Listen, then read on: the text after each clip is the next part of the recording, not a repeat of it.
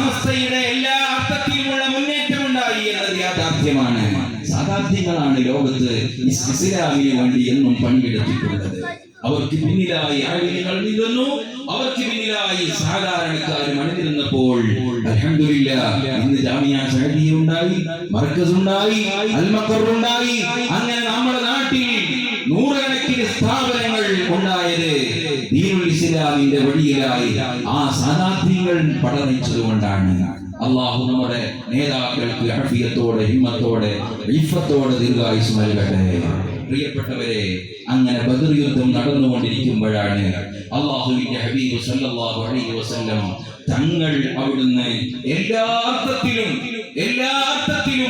അല്ലാഹുവിന്റെ ഹബീബിലേക്ക് എല്ലാം സമർപ്പിച്ച സ്വഹാബ. അല്ലാഹുവിന്റെ ഹബീബ് സല്ലല്ലാഹു അലൈഹി വസല്ലം തങ്ങൾക്ക് വല്ല പോറലും ഏൽക്കുമോ എന്ന ചിന്തയാണ് സ്വഹാബത്തിൽ മുഴുവനും. അബ്ദുല്ലാഹിബ്നെ സഅദ് ബിൻ അബീ വഖാസ് തങ്ങൾ പറയാണ്, നമ്മളിങ്ങനെ ശത്രുക്കളുടെ ഭാഗത്തേക്ക് നോക്കുമ്പോ ആ ശത്രുക്കളുടെ എണ്ണം വളരെ ചുരുങ്ങിയതായിട്ടാണ് നമ്മൾ കണ്ടിട്ടുള്ളത്.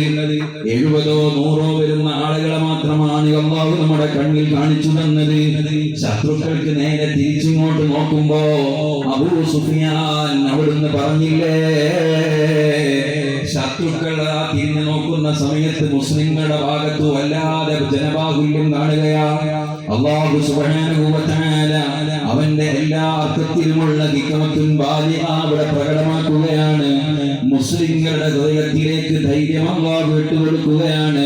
പടയങ്കികളില്ല, പടക്കോപ്പുകളില്ല, കുതിരകൾ കൂടുതലില്ല, എണ്ണത്തിനനുസരിച്ചുള്ള വാഹനങ്ങളില്ല. എല്ലാത്തിലും ഉപരിയായി അവരുടെ മുദ്രാവാക്യം അഹദ് അഹദ് എന്നാണ്. ഏകനായ റബ്ബിന്റെ, ഏകനായ അല്ലാഹുവിലുള്ള അചഞ്ചലമായ വിശ്വാസം ഉയർത്തിപ്പിടിച്ചുകൊണ്ടാണ് സ്വഹാബത്ത് യുദ്ധഭൂമിയിലേക്ക് ഇറങ്ങിയത്. അതുകൊണ്ട് തന്നെ വേറെയൊന്നും അവർക്ക് ആലോചിക്കേണ്ടി വന്നില്ല. ആ ബദറിൽ ആദ്യമായി വെട്ടേറ്റു വീണ മഹാനായ ഉബൈദത്ത് ബിൻ ഹാരിസ തങ്ങള് അവിടുന്ന് യുദ്ധം കഴിഞ്ഞ് വിജയം വരിച്ചുകൊണ്ട് തിരിച്ചു പോകുന്ന വഴിയിൽ കരയുകയാണ്. എന്തിനാണ് കരയുന്നതെന്നറിയുമോ? ഉബൈദത്ത് ബിൻ ഹാരിസ തങ്ങൾക്ക് ബേജാറാണ്. യാ റസൂലല്ലാഹ്, ഈ ഉബൈദത്ത് ശഹീദിന്റെ പ്രതിഫലം കിട്ടുമോ നബിയേ? സ്വർഗ്ഗത്തിലെത്താൻ കഴിയുമോ നബിയേ? ബദറിൽ ആദ്യമായി മുറിവേറ്റ സ്വഹാബിയാണ്. അല്ലാഹുവിന്റെ ഹബീബ് പറയുന്നു, അവിടുത്തെ സവിധത്തിലേക്ക് കൊണ്ടുവരാൻ കൽപ്പിക്കുന്നു. അതാ രോഗം മൂർച്ഛിക്കുകയാണ്. ഉബൈദ തങ്ങളുടെ തലയെടുത്തുകൊണ്ട് മുത്തുനബിയുടെ കാൽപാദത്തിന്റെ തുടയിലിന്റെ മേലെ വെക്കുമ്പോ ഉബൈദ തങ്ങൾ അതാ അവിടുന്ന് ആ തലവലിച്ചുകൊണ്ട് പറയാണ്, യാ റസൂലല്ലാഹ്, അങ്ങയുടെ മടിയിൽ വെക്കാൻ മാത്രം ഉബൈദയുടെ തലയില്ല നബിയേ.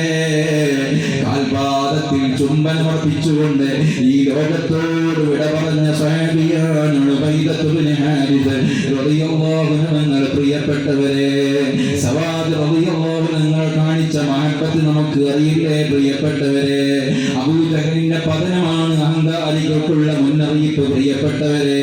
അല്ലാഹുവിന്റെ ഹബീബ് സല്ലല്ലാഹു അലൈഹി വസല്ലം തങ്ങളെ ഏറ്റവും ക്രൂരമായി ആക്രമിച്ച് അവിടുത്തെ എല്ലാ നിലയിലും വേദനിപ്പിച്ച അബൂജഹലിനെ അല്ലാഹു നിങ്ങനാക്കി കൊന്ന ചരിത്രമാണ് ബദറിലുള്ളത്. മുഅബ്ബിദ്, മുആദ് എന്ന് പറയുന്ന 2 കർഷകരായ 2 കുട്ടികളാണ് അബൂജഹലിനെ വകവരുത്തിയത്. അവിടുന്ന് അബ്ദുല്ലാഹ് ബിൻ മസ്ഊദ് തങ്ങളെ അബൂജഹലിന്റെ തലയങ്ങ് അറുത്തെടുക്കുമ്പോ പറയാണ്, അല്ലടാ, നീ ഒരു അടിമയായി പോയല്ലോ. ഏതെങ്കിലും നല്ലൊരു ആളായിരുന്നു എന്റെ തലയെടുത്ത് എങ്കിൽ എനിക്ക് അഭിമാനിക്കാമായിരുന്നു. എന്നെ നിങ്ങനാക്കി കളഞ്ഞല്ലോ എന്ന് വേവലാതി പറഞ്ഞ് കരഞ്ഞു വിളിച്ചുകൊണ്ടാണ് അബൂജഹലിനെ അല്ലാഹു ഈ ലോകത്ത് നിന്ന് അതാ വിളിച്ചത്. പ്രിയപ്പെട്ടവരെ, അബൂജഹലിന്റെ അഹങ്കാരം മുഴുവനും ബദറിലതാ ശൂന്യമായി പോവുകയാണ്.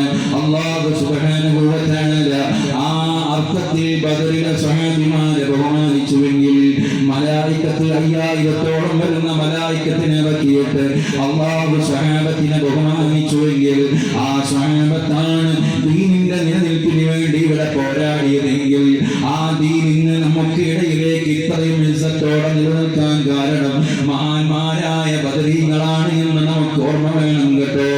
നോമ്പെടുത്തുകൊണ്ടാണ് ഹിജ്റ 2-ാം വർഷം നോമ്പ് നിർബന്ധമായ മാസത്തിൽ റമദാൻ 17-നാണ് ബദർ യുദ്ധം നടക്കുന്നത്. പട്ടിണിയാണ്, പരിവട്ടമാണ്.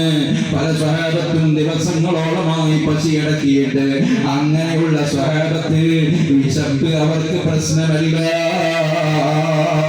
ആരോഗ്യം അവർക്ക് പ്രശ്നമല്ല, പ്രായക്കുറവ് അവർക്ക് പ്രശ്നമല്ല. മഹാനായ ഉമൈർ ഇബ്നു അബീ വഖാസ് തങ്ങൾ മുത്തുനബി പറഞ്ഞു, ഉമൈറേ 16 വയസ്സല്ലേ ഉള്ളൂ ഉമൈറേ, നിങ്ങൾ തിരിച്ചു പോകണമെന്ന് പറഞ്ഞപ്പോ കരഞ്ഞ് കാല് പിടിക്കുകയാണ് ഉമൈർ ഇബ്നു അബീ വഖാസ്. എന്നിട്ട് പറയാണ്, യാ റസൂലല്ലാഹ്, എന്നെയും ഒപ്പം കൊണ്ടുപോകണം നബിയേ, ഞാൻ ശഹീദിൽപ്പെടാൻ ശുഹദാക്കളിൽപ്പെടാൻ എനിക്ക് ആഗ്രഹമുണ്ടെന്ന് പറഞ്ഞ് ധീരമായി പോരാടി ബദറിൽ ശഹീദായ മഹാനാണ് മഹാനായ ഉമൈർ ഇബ്നു അബീ വഖാസ് എന്ന് റളിയല്ലാഹു അൻഹു. അങ്ങനെ എത്ര ചരിത്രങ്ങളാണ് നമുക്ക് വരവറക്കാനുള്ളത്. ബദറിന്റെ ചരിത്രം പറഞ്ഞുകൊണ്ടാണ് 1856 നടന്ന മലപ്പുറത്ത് നടന്ന ബ്രിട്ടീഷുകാർക്കെതിരെ നടന്ന ആ ഒരു യുദ്ധത്തിൽ മുസ്ലിങ്ങൾ ഉയർത്തിപ്പിടിച്ചത് ബദരിയത്താണ് കേട്ടോ. ബദറിൽ അതാ പടപ്പാട്ടുകളാണ് അവരിൽ നിന്ന് കണ്ടെടുത്തിട്ടുള്ളത് വഫാത്തിന് ശേഷം.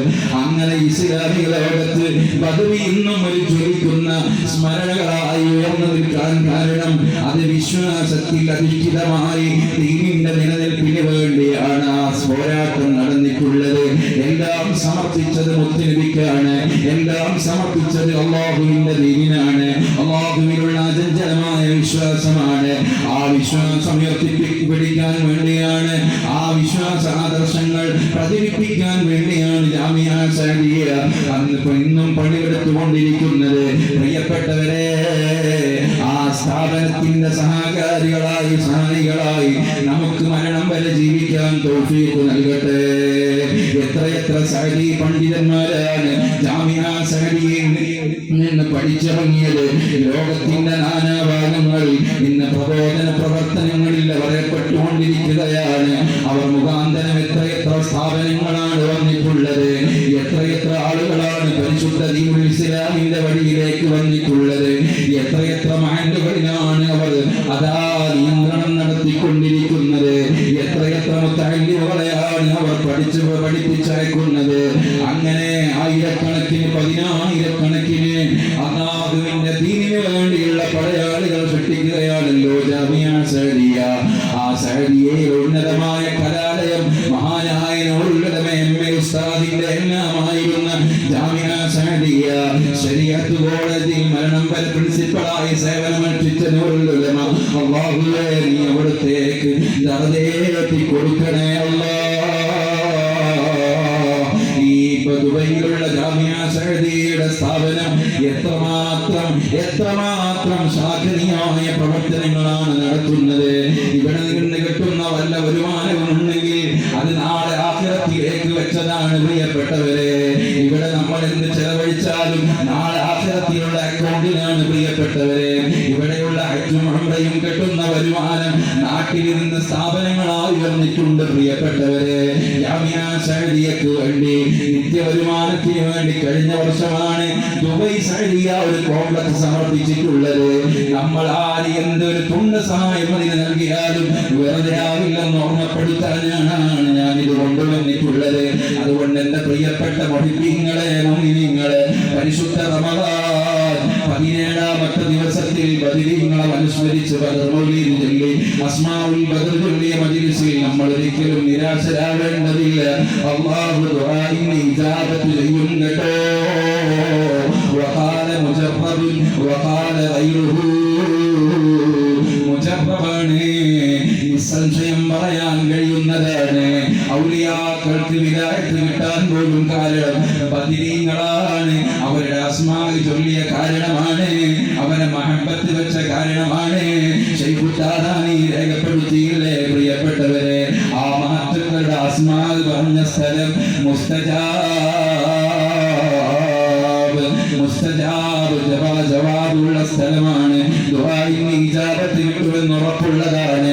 ആ ഒരു നിയ്യത്തോടെ ബദരീങ്ങളെ മനസ്സിൽ കരുതിയിട്ട് നമ്മുടെ പ്രയാസങ്ങൾ, പ്രശ്നങ്ങൾ, രോഗങ്ങൾ എന്തൊക്കെ ഉണ്ടായാലും അതൊക്കെ മാറണമെന്ന നിയ്യത്തോടെ ഇൻഷാ അല്ലാഹ് ജാമിഅ സഅദിയയുടെ ഉന്നതമായ കലാലയമാകുന്ന ശരീഅത്ത് കോളേജ് ഇന്ന് പുതുക്കിപ്പണിയും അതിന്റെ മെയിൻ്റെനൻസ് വർക്കുകൾ നടന്നുകൊണ്ടിരിക്കുകയാണ്. ഇൻഷാ അല്ലാഹ് ആയിരക്കണക്കിന് മുത്തഅല്ലിമുകൾ പഠിക്കുന്ന സ്ഥാപനമാണ്. ഭാവിയിൽ അതാ എത്രയോ ആലിമീങ്ങൾ ഉയർന്നു വരേണ്ട സ്ഥാപനമാണത്.